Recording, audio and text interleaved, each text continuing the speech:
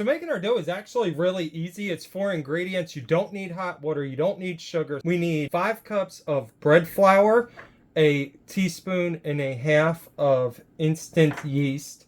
We've got 2 1/4 cups of cold water, and we're going to add some seasonings. Now we can just add some salt to be simple, but I also add stuff like Italian seasoning. Sometimes I add steak seasoning, depending on the stromboli or the meal that I'm making. You know, flavor it how you want. If you want, you can add a little honey or whatever. It's not going to mess things up. We're going to mix this up. We're going to knead it for about 10 to 12 minutes. So now that I got it kneaded real well, there is a window test, which I haven't learned to master yet, but if you let it gluten sit long enough and all, you can actually stretch it out and it'll go as long as it doesn't tear. It's kind of translucent. We're going to mix it up in some olive oil and then cover this, and we're going to let it sit. Since this is instant yeast, we don't have to let it sit nowhere as long. You can tell it's already starting to swell up.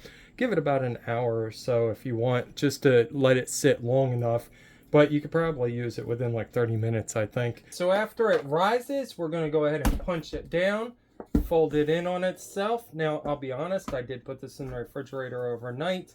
You can do that. It's perfectly fine. Just put it back out on the counter so it can get warm and rise again and, you know, get pliable and stuff. We'll let that rise a little bit more. You can also freeze this. So I made this big batch. I'm going to use part of it right now, and then I'm going to freeze the rest, and you can just take it out, sit it on the counter, and let it rise and stuff, and use it in the future.